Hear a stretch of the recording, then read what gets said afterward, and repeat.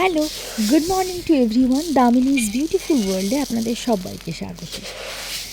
আজ কিন্তু বিকেল বিকেল পিঠে বানাতে শুরু করে দিয়েছি।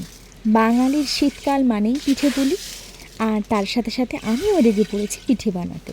তো প্রথমেই দুধটাকে ভালো করে ফুটিয়ে নিচ্ছি, তাতে চিনি এবং এলাচ ফাটিয়ে দিয়ে দিলাম।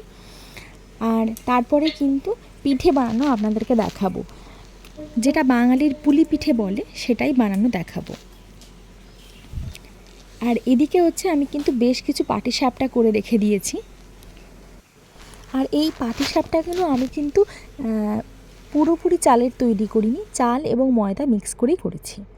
আর এদিকে কিন্তু পুলি পিঠের জন্য প্রিপারেশান স্টার্ট করে দিয়েছি। এদিকে গোল করে কেটে নিলাম, আর তারপরেই কিন্তু সুন্দর করে হাত দিয়ে আস্তে আস্তে আস্তে আস্তে করে খুলিটা তৈরি করছি।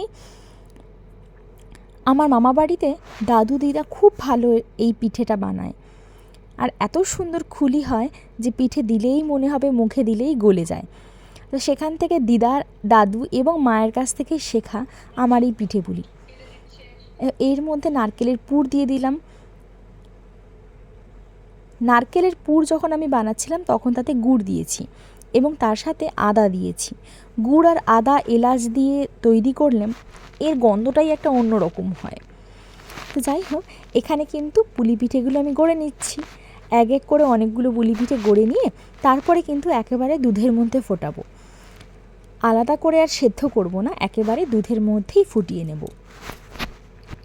বেশ কয়েকটা বানিয়ে নিয়েছি, আর এরপর কিন্তু এগুলোকে দুধের মধ্যে ফুটিয়ে দেবো। দুধটাও ফুটছে, আর তার সাথে দিয়ে দিলাম, সুন্দর করে ফুটে যাবে এবং তারপরেই কিন্তু নামিয়ে নেব।